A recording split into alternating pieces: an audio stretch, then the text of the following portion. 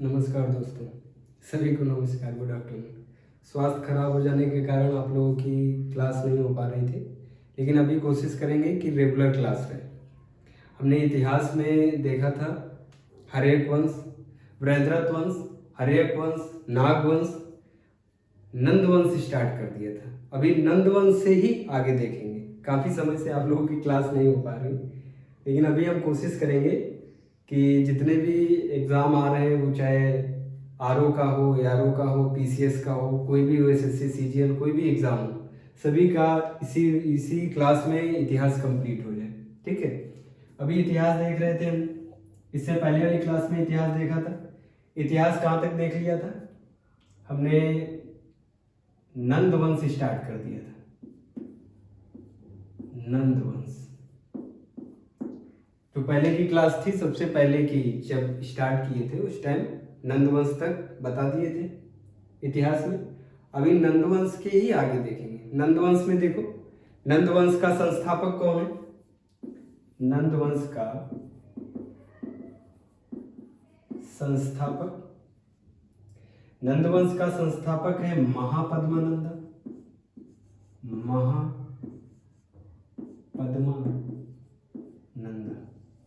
नंदवंश का संस्थापक महापद्मानंद। स्टार्ट लगा लो, इस पे इंपॉर्टेंट है। नंदवंश का संस्थापक महापद्मानंद सबसे ज्यादा शक्तिशाली शासक था। सबसे ज्यादा शक्तिशाली शासक, मतलब उस टाइम पे हर्यक वंश आया, मतलब बृहद्रथ वंश आया, हर्यक वंश आया और नाग वंश आया। फिर इन तीनों में अगर कंपेयर करें तो सबसे ज्यादा शक्तिशाली शासक महापद्मानंद था। सबसे ज्यादा शक्तिशाली शासक है कौन? महापद्मानंद। अच्छा, ये कैसे शक्तिशाली है? आखिर इसके पास क्या है जो ये सबसे ज्यादा शक्तिशाली है? भाई इसके पास ऐसा कुछ होगा ना कि सबसे ज्यादा शक्तिशाली है। इसके पास बड़ी आर्मी होगी, घुड़सवार होंगे, काफी सैनिक होंगे, हाथी होंगे, तभी तो इसको सबसे ज्यादा शक्तिशाली कहते हैं। इसके पास तो 2 लाख से ज्यादा पैदल सैनिक थे। पैदल सैनिक थे किसके पास? महापद्मानंदा के पास। इसके पास 60,000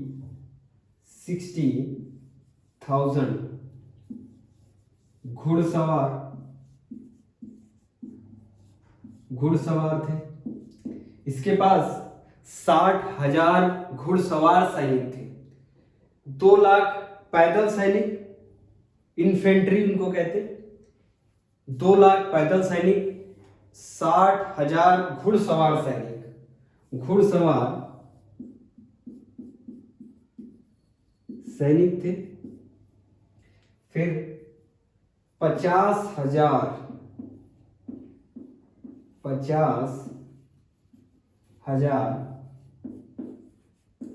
हाथी थे। इसीलिए इसे क्या कहा जाता है? इन 3 कारणों से इसे क्या कहा जाता है? उस समय का सबसे ज्यादा शक्तिशाली शासक।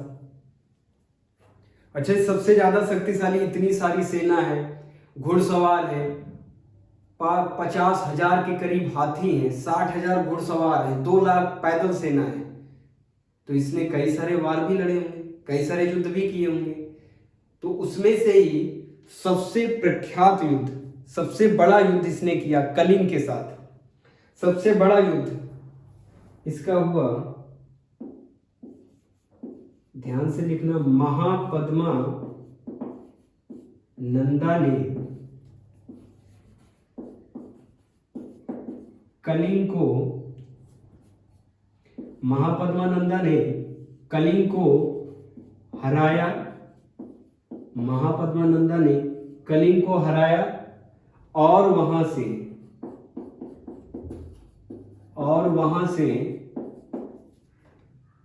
जीना जीना की मूर्ति ले आया। मोस्ट इंपॉर्टेंट, ये पॉइंट मोस्ट इंपॉर्टेंट है। इसने कलिंग के युद्ध में कलिंग के राजा खारवेल को हराया। इसने कलिंग के राजा खारवेल को हराया और जीना की मूर्ति भारत, मतलब भारत में ही था, कलिंग को हरा के वो कहाँ लाया? मगध लाया। कलिंग को हरा के जीना की मूर्ति मगध लाया। कौन? महापद्मानंद। ये 2-3 बातें मोस्ट इंपॉर्टेंट है, ज्यादा इसमें इंपॉर्टेंट नहीं। फिर इसने एकराट की उपाधि ली, ये भी इंपॉर्टेंट है। इसने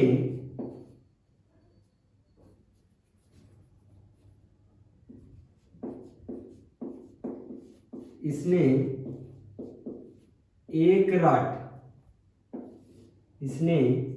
एकराट की उपाधि ली। इसने एकराट की उपाधि ली। एकराट का मतलब होता है सबका विनाश करने वाला। एकराट का मतलब होता है सबका विनाश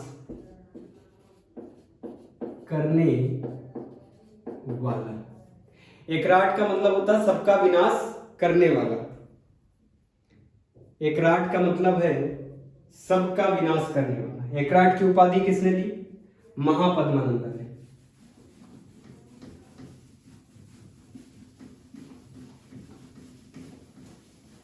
एकराट की उपाधि ली महापद्मानंदा ने।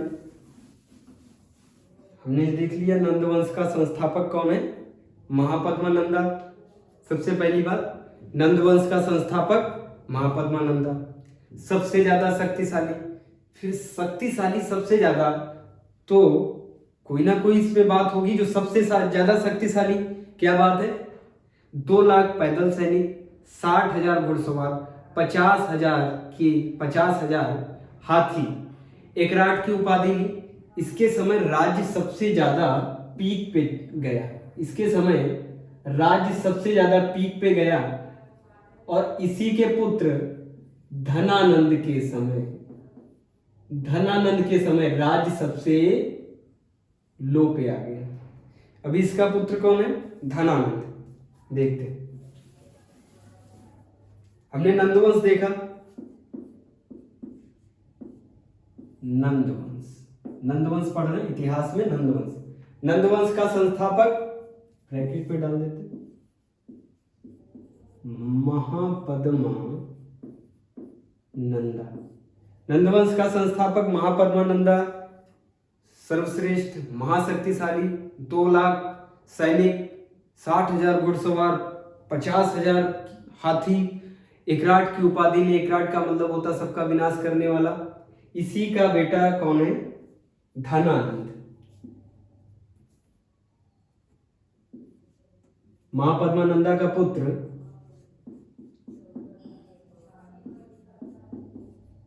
धनानंद।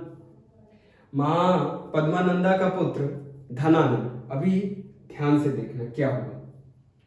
जब महापद्मानंदा के बाद धनानंद का शासन आया, जब धनानंद का शासन आया, उसी समय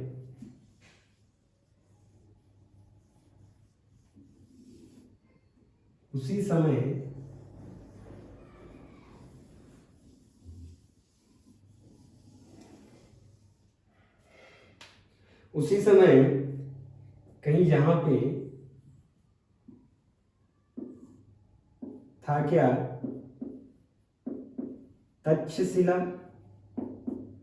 तक्षशिला भारत की पहली यूनिवर्सिटी। लिख देते, इंपॉर्टेंट है। भारत का पहला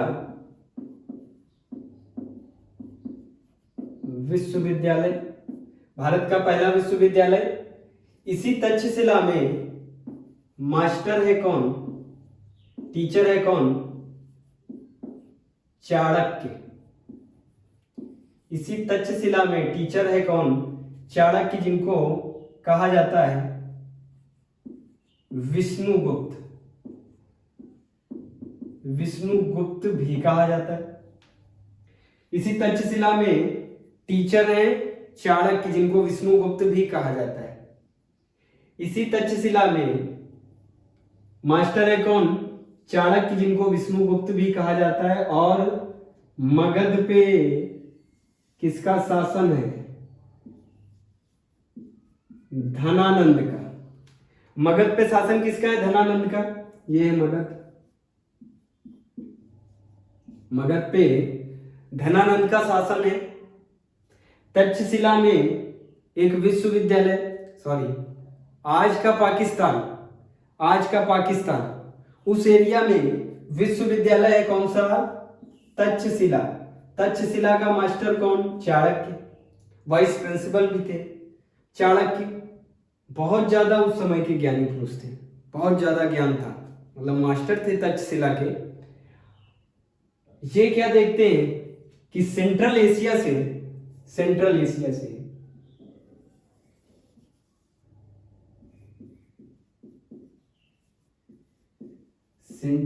से चला है कौन? एलेक्जेंडर को ही क्या कहते हैं? सिकंदर। सेंट्रल एशिया से चला सिकंदर, ईरान तुरान को हराते हुए, ध्यान से देखिए, इधर ईरान, इराक, तुरान को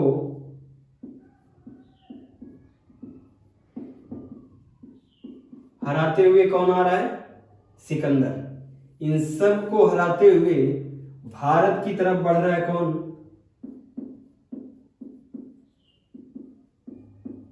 सिकंदर।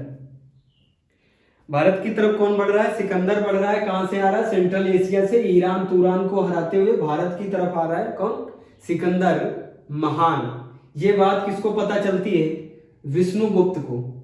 विष्णुगुप्त आपस में मास्टरों को बुलाते, तक्षशिला में सभी मास्टरों को बुलाते, आपस में एक मीटिंग करते। उसमें यह तय किया जाता है कि जितने भी क्षेत्रीय राजा हैं सबको बताया जाए कि सिकंदर महान भारत की तरफ आ रहा है।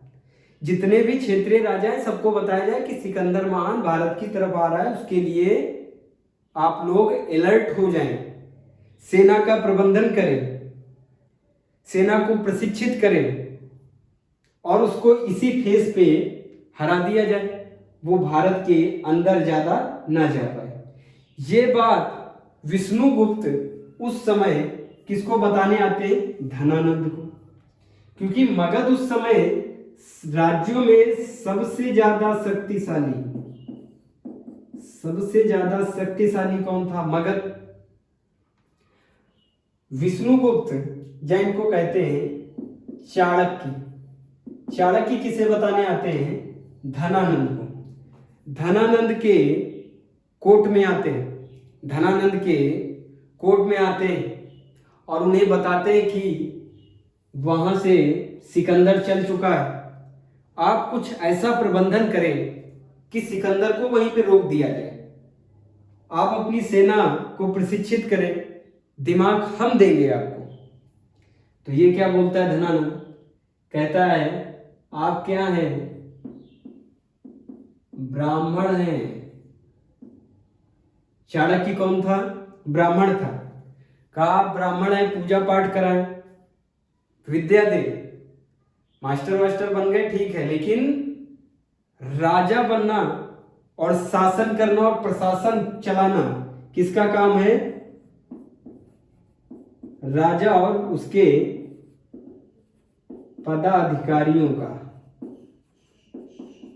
पदाधिकारियों का शासन और प्रशासन चलाना काम है। आप हमें ना सिखाएं, आप यहां से जाएं, हम देख लेंगे, चाहे जितना बड़ा सिकंदर महान हो या ना हो, हम देख लेंगे, आपको बताने की जरूरत नहीं। किससे कहते हैं?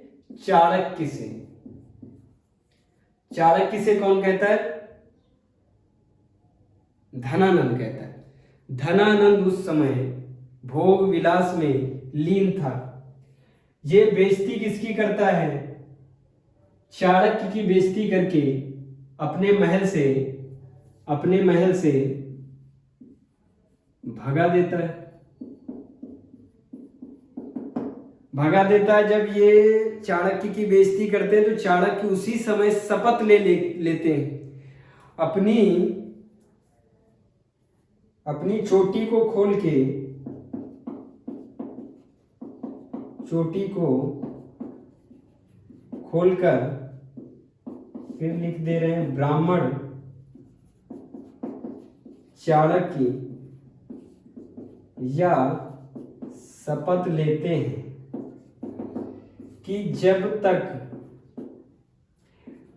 मगध साम्राज्य का विनाश या धनानंद का विनाश नहीं देख लूंगा, तब तक अपनी चोटी नहीं बांधूंगा। ये कौन कहता है? चाणक्य कहते हैं। और उसी समय महल से बाहर चले आते हैं। उसी समय महल से बाहर आते हैं तो महल के बाहर एक बच्चा दिखता है। ये मगध, कहीं यहाँ पे महल देख लेते हैं। यहाँ पे महल बना। यहां से जब चाणक्य बाहर आते हैं तो एक खेलता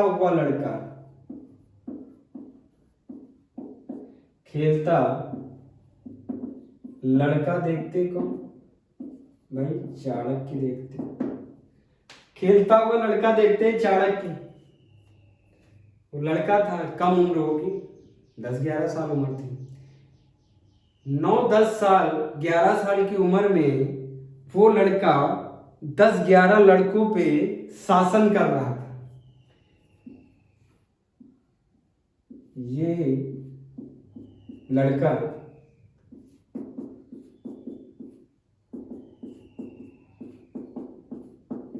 दस 11 लड़कों पे शासन कर रहा था। उन्हें बता रहा था क्या कैसे खेलना है, कैसे क्या करना है। ये चीज देख के, ये दृश्य देख के चाणक्य को लगा कि इस लड़के पे ज्यादा काम करने की जरूरत नहीं है। इसके अंदर वो शैली है, इसके अंदर वो बात है जो एक राजा के अंदर होनी चाहिए। और ये लड़का मुरा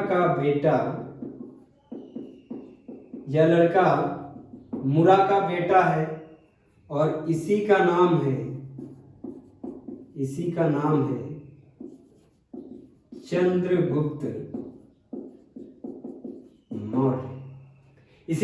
चंद्रगुप्त मौर्य।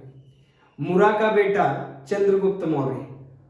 अभी सिकंदर देखेंगे, सिकंदर के बाद देखेंगे चंद्रगुप्त मौर्य। अभी हमने यहां तक क्या देखा कि चाणक्य की बेइज्जती कौन करता है? धनानंद। जब बेइज्जती करते तो महल से गुस्से में बाहर निकलते हैं। उनको एक लड़का खेलता हुआ दिखता है, उसको अपने पास बुलाते, कहते हैं तुमको मगध का राजा बनना है। किसी लड़के से कहा जाए तुमको सीएम बनना है, कौन नहीं कहेगा सीएम बनना है। किसी लड़के से कहा जाए प्रधानमंत्री बनना है, कौन नहीं कहेगा प्रधानमंत्री बनना है। उसी प्रकार चाणक्य ने इसे पास बुलाया, कहा तुम्हें मगध का राजा बनना है। इसने कहा हाँ बनना है। तो इसने कहा चलो मेरे साथ। कहां पे?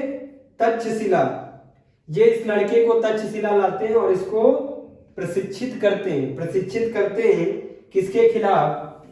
मगध साम्राज्य के खिलाफ। लेकिन उससे पहले क्या देखना है? सिकंदर देखना है।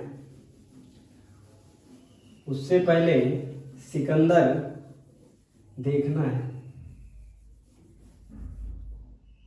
अभी यहां पे किसका शासन है? धनानंद का शासन है।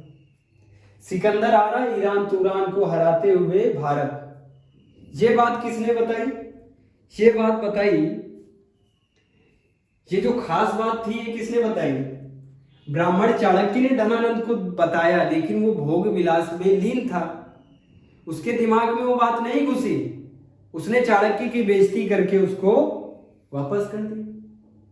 लेकिन सिकंदर तो आ रहा है ना, सिकंदर तो निकल चुका है, सिकंदर तो निकल चुका है। सिकंदर को ही क्या कहते हैं? एलेक्जेंडर, कोई और नहीं है एलेक्जेंडर, सिकंदर ही एलेक्जेंडर। एलेक्जेंडर कहां पे आ रहा है? भारत आ रहा है। ईरान तुरान को हराते हुए किधर आ रहा है? भारत आ रहा है। अभी देखते हैं सिकंदर के बारे में। सिकंदर के पिता का नाम फिलिप्स, सिकंदर के पिता का नाम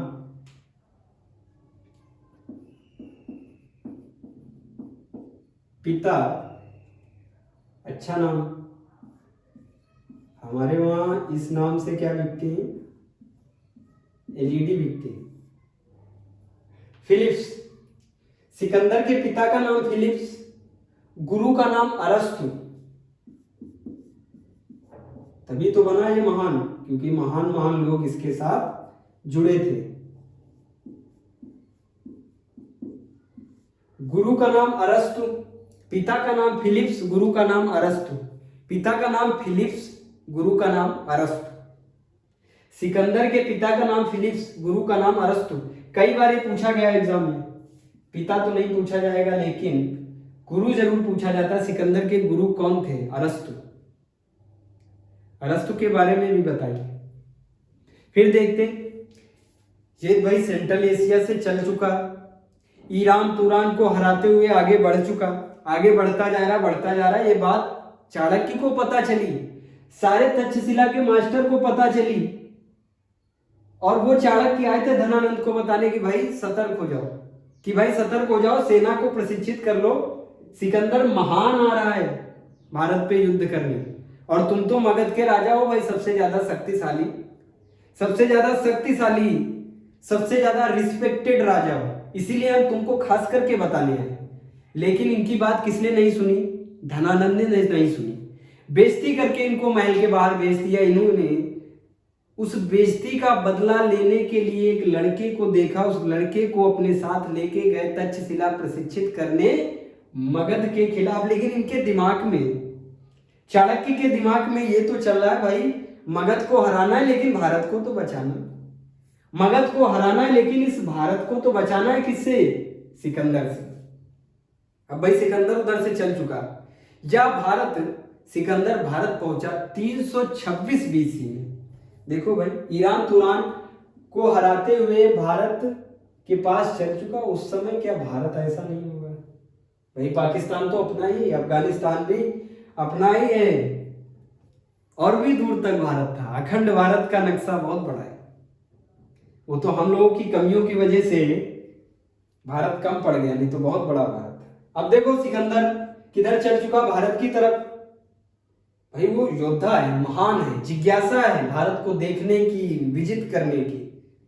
योद्धा है तो लड़ेगा जरूर, लड़ेगा। सबसे पहले भारत पहुंचेगा तभी तो लड़ेगा। देखो भाई 326 बीसी, नोट डाउन कर लो। 326 बीसी में यह भारत पहुंचा। किधर से? किधर से भारत पहुंचा? भाई भारत में, भारत के सिर के ऊपर सब सैनिक खड़े। सैनिक कौन?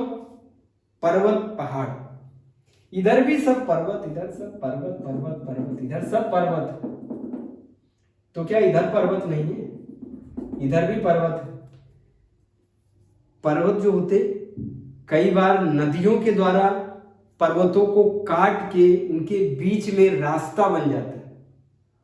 दशरथ मांझी ने तो खुद ही काट के रास्ता बना दिया, अपने हाथ काट के रास्ता बनाया, लेकिन सब ऐसा नहीं कर सकते।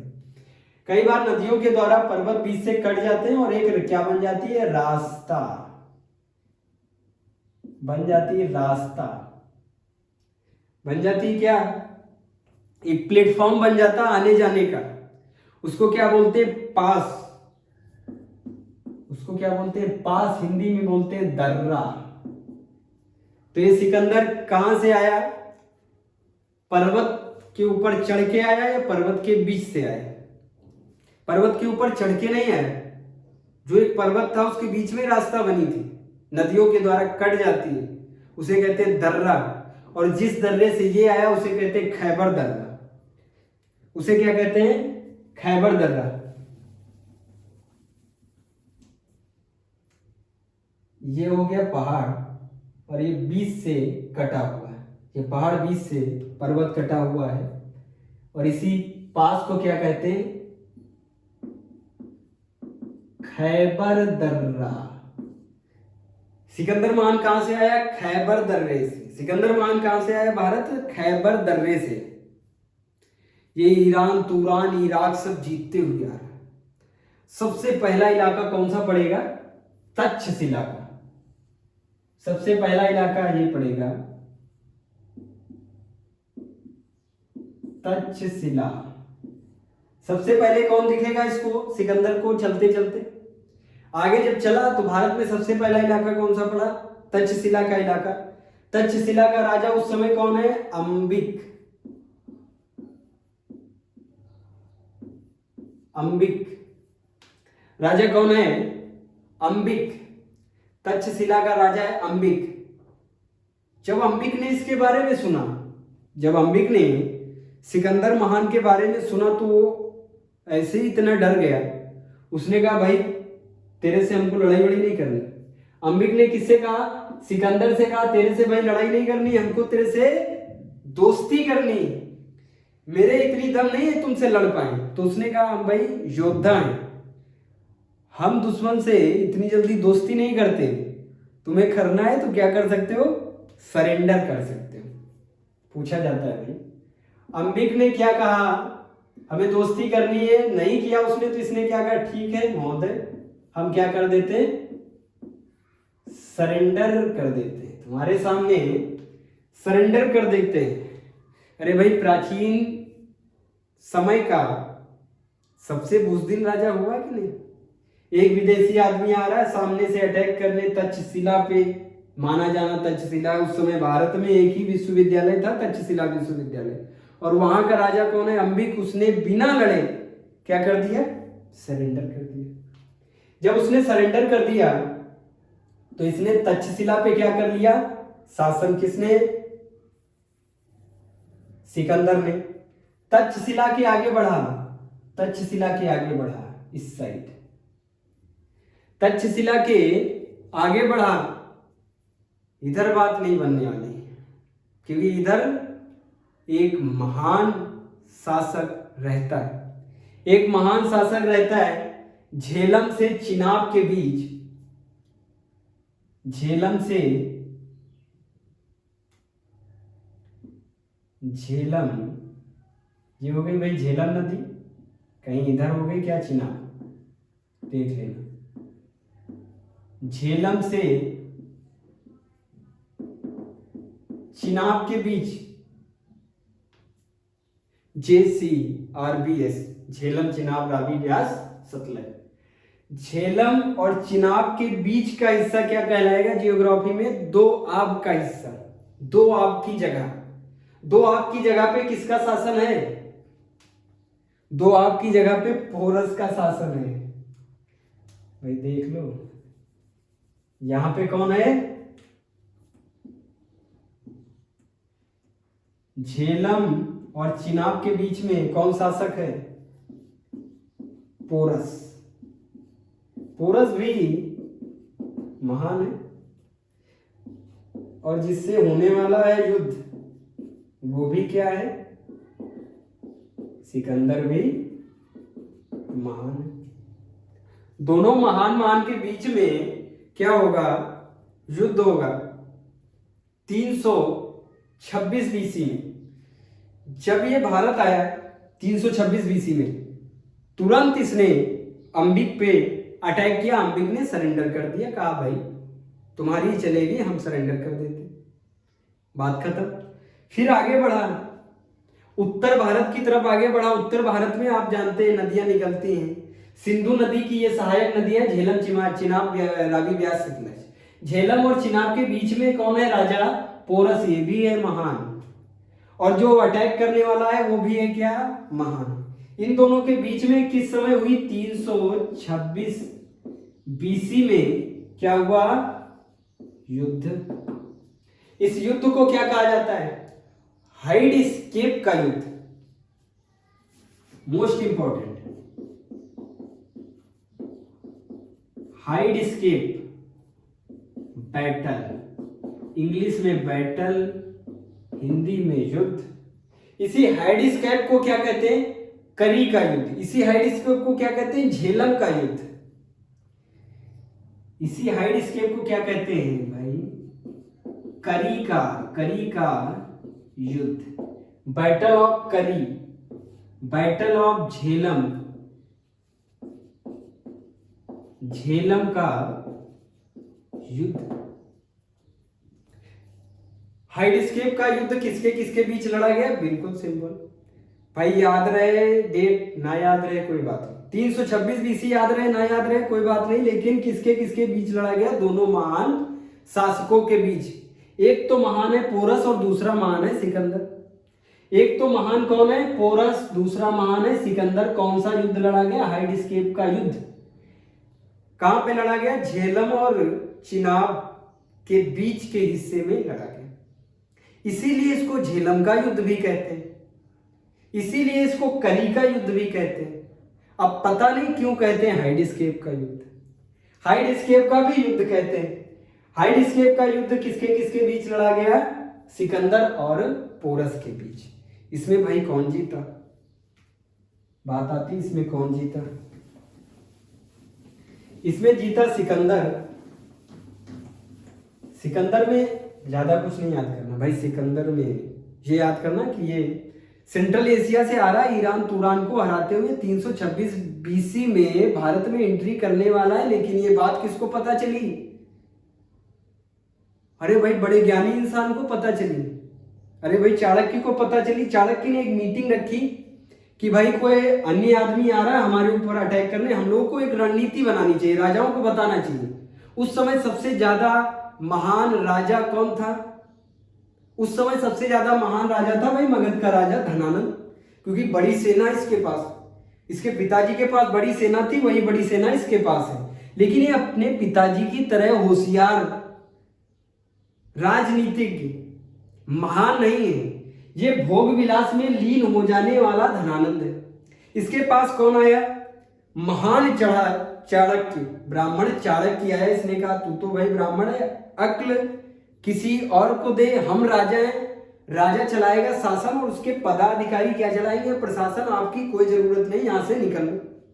उस समय ब्राह्मण का सबसे बड़ा पद होता था भाई, ब्राह्मण का सबसे महान पद होता था भाई दिमाग देने का पद। इसको किंग मेकर कहा जाता था, राजाओं को बनाने वाला।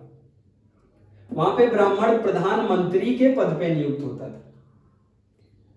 और ये क्या थे? तक्षशिला में प्रिंसिपल थे। ये स्पेशली बताने गए धनानंद को, धनानंद ने बेइज्जती करके निकाल दिया। उसके बाद इन्होंने कसम खाई कि मैं अपने केस को, अपने बालों को तभी बांधूंगा जब धनानंद को पराजित कर दूंगा। अब भाई ये तो हो चुके वृद्ध, ये क्या पराजित करेंगे? किसी को प्रशिक्षित करना पड़ेगा। एक लड़के को प्रशिक्षित किया, उसका नाम है मुरा का बेटा चंद्रगुप्त मौर्य। वो तो कहानी अभी आगे आएगी, लेकिन बीच में किसकी कहानी चल रही है? सिकंदर की कहानी चल रही, तो सिकंदर पे ही फोकस करना पड़ेगा। सिकंदर भाई कब आया? 326 बीसी में भारत आया। तक्षशिला में अंबिक से कहा भाई तू हमसे लड़ेगा क्या? उसने कहा हम नहीं लड़ेंगे, हम क्या कर देते हैं आपके सामने सरेंडर। हमने सुना है आप बहुत महान शासक हैं, ईरान तुरान इराक को हराते हुए यहां पे आ रहे हैं, हम तो सरेंडर कर देंगे, हमको आपसे मार नहीं खानी। लेकिन जब ये आगे बढ़ेंगे झेलम की तरफ, वहां पे तो कौन है? खतरनाक आदमी है, खतरनाक आदमी रहता है पोरस ने कहा जान जाए लेकिन शान ना जाए। तो ये किससे लड़ेगा? सिकंदर से लड़ेगा, लेकिन सिकंदर हाइडिस्केप का युद्ध जीत जाएगा। हाइडिस्केप का युद्ध जीत जाएगा और पोरस सिकंदर के सामने होगा, सिकंदर के हाथ में तलवार होगी। पोरस झुक के बैठा होगा किसके सामने? सिकंदर के सामने। गर्दन काटने वाला ही होता है सिकंदर, गर्दन काटने वाला ही होता है किसकी? पोरस की। लेकिन पोरस से क्या पूछता है? भाई अपनी आखिरी इच्छा बताओ। अरे भाई फांसी बॉलीवुड में नहीं देखा? फांसी देने से पहले पूछते अपनी आखिरी इच्छा बताओ। किससे पूछा? पोरस से। पोरस ने कहा मेरी आखिरी ये इच्छा है कि आप वैसा ही व्यवहार करें, वैसा ही व्यवहार करे मेरे साथ जैसा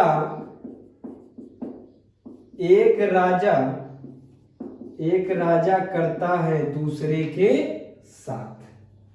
जैसा एक राजा दूसरे राजा के साथ करता है व्यवहार, वैसा ही व्यवहार आप क्या करें? हमारे साथ करें।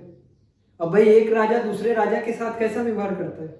मित्रतापूर्ण व्यवहार करता है। अब ये क्या कर लेंगे?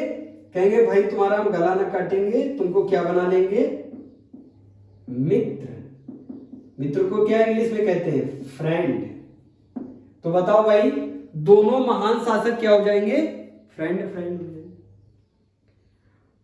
अभी ये सिकंदर पूछेगा, कहेगा तू तो हो गया क्या हमारा फ्रेंड, तुम्हारा झेलम वाला इलाका, तुम्हारा चिनाब के और झेलम के बीच का इलाका तुम्हारा, तुम वापस ले जाओ, लेकिन हमें आगे की रास्ता बताओ।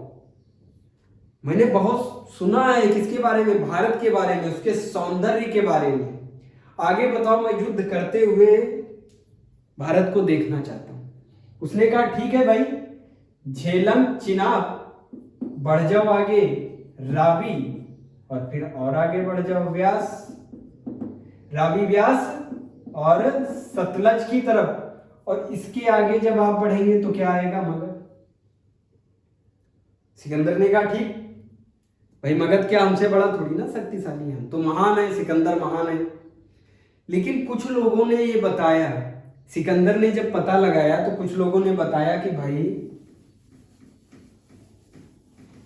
जितनी तुम्हारी सेना है ना, सिकंदर से बताया कि जितनी तुम्हारी सेना है उतने तो वहां हाथी हैं। जितनी तुम्हारी सेना है उसके 2 गुने तो वहां पे हाथी हैं। अगर हाथियों ने क्या कर दिया? अगर हाथियों ने ही विद्रोह कर दिया, हाथियों ने ही आगे आके लड़ गए, तभी तुम मर जाओगे। और सेंट्रल एशिया से आते आते इतने युद्ध करते करते इनकी सेना क्या हो चुकी है? थक चुकी है। सेना क्या है? कम।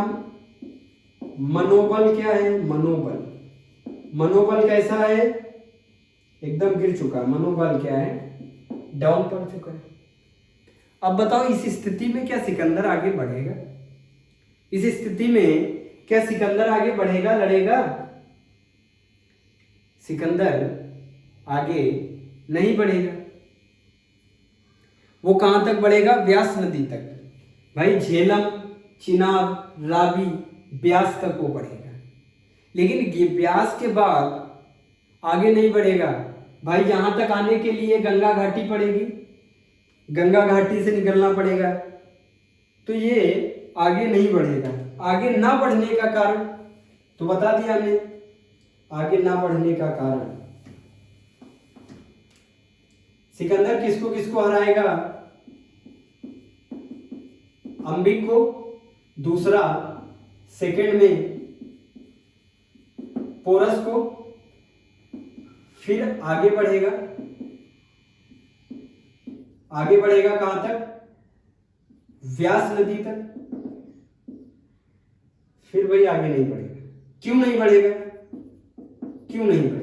आगे क्यों नहीं बढ़ेगा तो वो भी देख लो। भाई सबसे पहली बात, इसके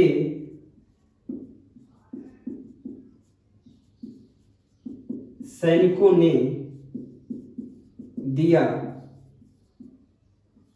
जवाब कि अब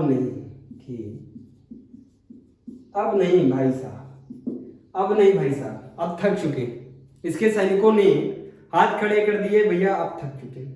ये सेंट्रल एशिया से आ रहा है जहां पे मौसम कैसा रहता है, ठंडा, लेकिन यहाँ पे जब आगे बढ़ेंगे तो कैसा मौसम होगा, तापीय मौसम होगा, हॉट वेजिटेशन होगा। तो दूसरा कारण तापीय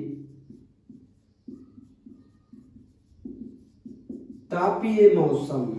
तापीय मौसम सबसे बड़ा कारण। तीसरा, नंद वंश का शक्तिशाली प्रारूप देखा नहीं, सुनना। भाई नंदवंश में इतने 2 लाख सैनिक हैं, 2 लाख सैनिक, पैदल सैनिक, 60,000 घुड़सवार, 50,000 हाथी और भी कई बहुत बड़ी आर्मी है। ये सब सुन के सिकंदर क्या सोचेगा, भाई जो अपनी मोटी मोटी बनी है बढ़िया बढ़िया वही बनी रहने दो, हम महान है, अभी तक युद्ध नहीं आ रहे, वही रहने दो, नहीं तो उससे हार गए। अगर मगध से हार गए तो क्या हो जाएगा, लोग महान नहीं कहेंगे, इसलिए मोटी मोटी क्या रहने दो, बनी रहने। सिकंदर क्या करेगा, वापस चला जाएगा। कब आया भाई, कब था, जाएगा कब, आया था 326 बीसी में, जाएगा 3 साल के बाद 323 बीसी में। सिकंदर वापस चला गया, सिकंदर वापस चला गया भाई 323 बीसी में। 323 बीसी में वापस चला गया और जाने के बाद बेबीलोन में इसका क्या हो गया, देहांत हो गया। यहां से वापस चला गया, यहां से वापस चला गया, जाने के बाद इसका बेबीलोन, ध्यान रखना भाई कहां हुई थी इसकी डेथ, बेबीलोन में इसका देहांत हो गया। कैसे हो गया होगा भाई, डेंगू से हो गया। आज चल रहा ना डेंगू, किसी प्रकार उस समय भी चल रहा होगा क्या डेंगू।